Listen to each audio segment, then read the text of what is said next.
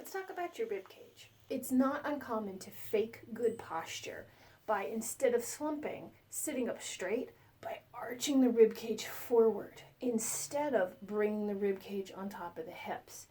One way to figure out the quick and dirty way, if your rib cage is popped forward, is to take a nice big stretch, and when you let it out, well, now your rib cage is down right over top of your hips.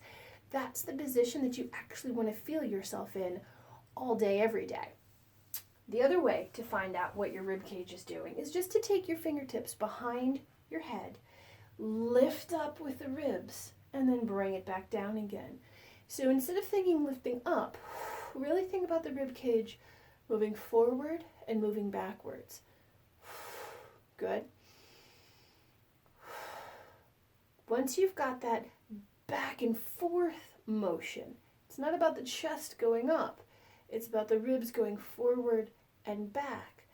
Bring the ribs down so that they are in that back position, and bring one hand to the chest, the other hand to the belly, and we're going to sit right on top of the sits bones.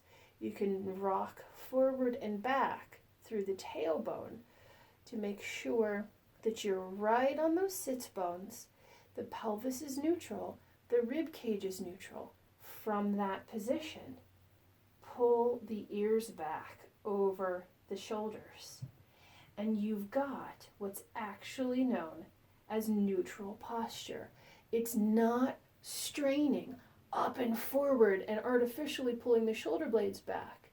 The rib cage is over the hips, the shoulders are down, and it's a lot more relaxed.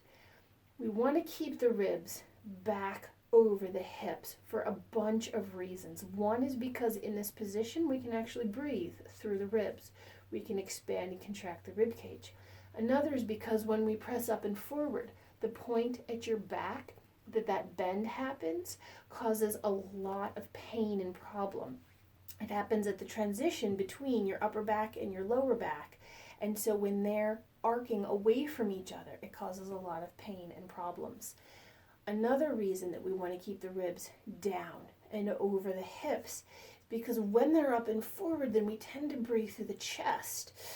And that chest breathing engages upper back nerves that feed directly to the brain and start to panic that we're suffocating. That can cause anxiety. So relaxing that down can release a lot of tension through the chest and thus through the upper back, and allow us to relieve some of that anxiety. So again, the ribs moving forward and back until you feel that back position, and leave them there. Pull the ears back a bit and relax into that position. It might feel a little bit slumped because we're so used to being forward, but you're not actually slumped. You're just nice and neutral through the rib cage.